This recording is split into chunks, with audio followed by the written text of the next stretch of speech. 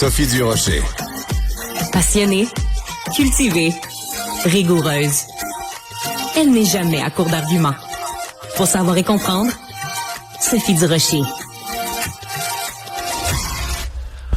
Quand on est une femme, il paraît que les institutions financières ou en tout cas les conseillers financiers ne s'adressent pas à nous de la même façon que quand on est un homme. Ça, c'est une des choses que j'ai apprises en lisant un communiqué qui était mis par Elle Québec, Elle Canada, parce que ils ont décidé, ces deux magazines-là, de faire dans leurs magazines respectifs des sections, un mini-magazine sur les finances et les femmes conjointement avec la Banque nationale.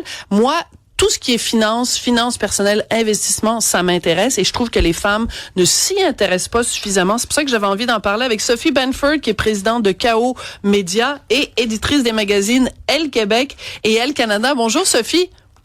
Bonjour Sophie. J'adore ta chaise, ton dossier de chaise. C'est va-va-voum sur un moyen temps. C'est des petits poils blancs. C'est comme la peluche blanche, j'adore. Oui, c'est ça.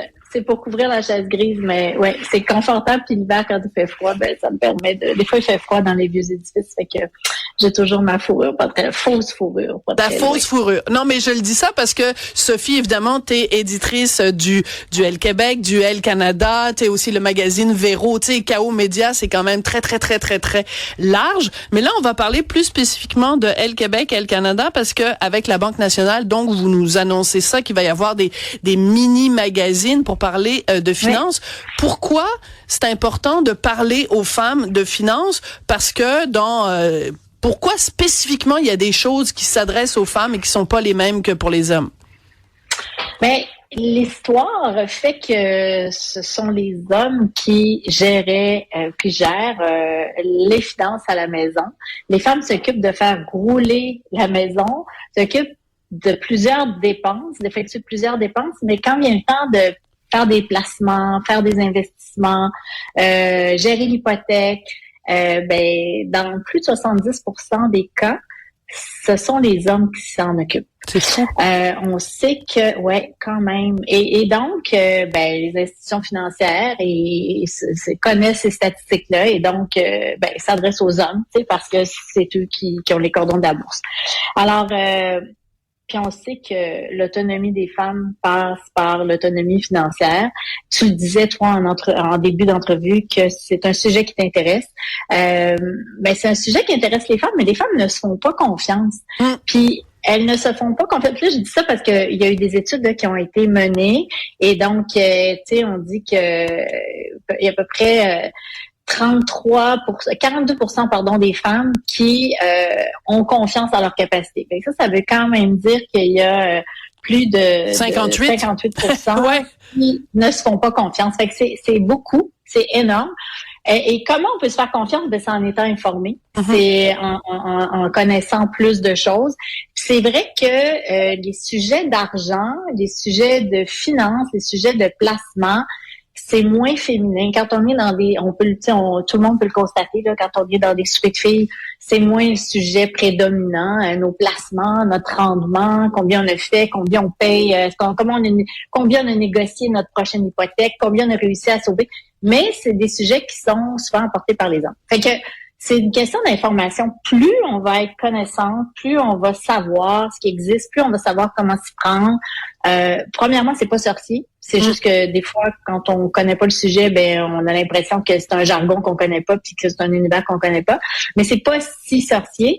Alors, nous, en collaboration avec la Banque nationale, comme tu le disais, on a décidé de faire des mini-magazines qui se consacrent aux finances, puis comme magazine féminin, 80% de notre lectorat est féminin, on parle aux femmes.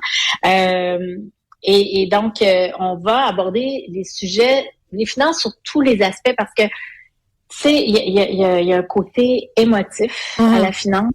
Quand on est en couple, quand on est en relation, quand on est comment faire pour devenir indépendante financière ou en tout cas se diriger vers une retraite, comment bien penser les choses. Ça peut aller du truc simple pour économiser des sous ou tu sais, jusqu'à démystifier c'est quoi l'investissement, c'est quoi un bon rendement, à qui on devrait parler, comment on devrait faire ça.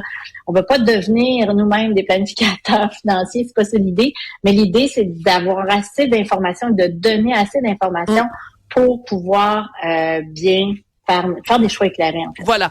Alors, moi, bon, ça fait des années que je m'intéresse à la finance, puis quand je parle avec des femmes, des fois, elles me disent moi, je connais rien en finance, je laisse mon chum s'en occuper. Lui, il connaît ça. Et ma réponse est toujours la même, Sophie. Je leur dis, c'est comme si vous me disiez, moi, quand je vais chez les gynécologues, j'amène mon mari avec moi parce que je connais rien dans la biologie. Fait que mon mari, lui, il connaît ça, fait que c'est mon mari qui... Je veux dire, c'est tellement... La santé financière, c'est aussi important pour une femme que sa santé physique, parce que le jour où elle va se retrouver sans le sou, là, elle aura plus rien. C'est tellement important de marteler ce message-là, Sophie. Tellement. Puis il faut commencer jeune. Faut enseigner à nos... Ben là, je pense que maintenant, ça fait partie du discours courant, là, mais enseigner à nos jeunes filles que l'indépendance, ça commence par être autonome financièrement. Puis être autonome financièrement, ça veut dire comprendre ce qu'on fait avec notre argent, puis avoir des discussions sur l'argent, puis s'informer, poser des questions. Il y a une espèce de je cherche le mot, là, mais de réticence? De complexe. Oui, un complexe, oui. Il y a deux choses. Il y a qu'au Québec, on a déjà, en partant, pas parlé d'argent. Exactement. L'argent est tabou au Québec. Alors, il y a cette barrière-là, cette première barrière-là. Et l'autre barrière, c'est que dès qu'on connaît pas quelque chose, puis qu'il y a des gens autour de nous qui semblent s'y connaître davantage, on a tendance à être très humble et à se taire et à reculer plutôt que de poser des questions. Puis bon, je sais que toi, c'est pas ton caractère, là. Toi, tu vas avancer puis tu vas poser des questions. Mais c'est vrai que on le voit chez les femmes puis elles font confiance. Puis comme tu dis, là, on va chez notre gynécologue, on pose nos questions, puis on s'occupe de notre santé physique. Notre santé financière est très importante dans notre autonomie. On peut être en couple pendant des années. Il peut arriver différentes choses dans la vie.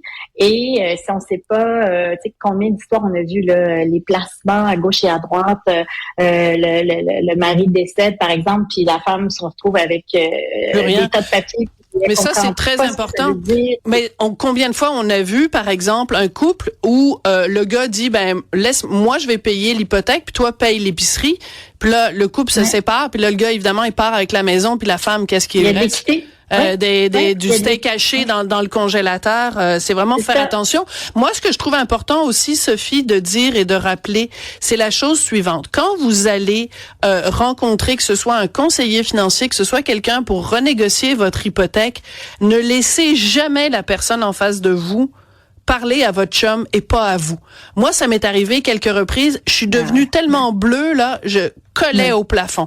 Tu t'assois tu rentres dans le bureau du banquier ou dans le bureau du conseiller financier, il parle à ton chum, puis toi, c'est comme si t'étais une cruche, une potiche, une plante verte. Puis mais ça c'est vrai chez le notaire, c'est vrai non mais c'est important tout le temps. Prenons notre place. Alors écoute, on a très hâte de lire ça. Moi je trouve que c'est une belle initiative.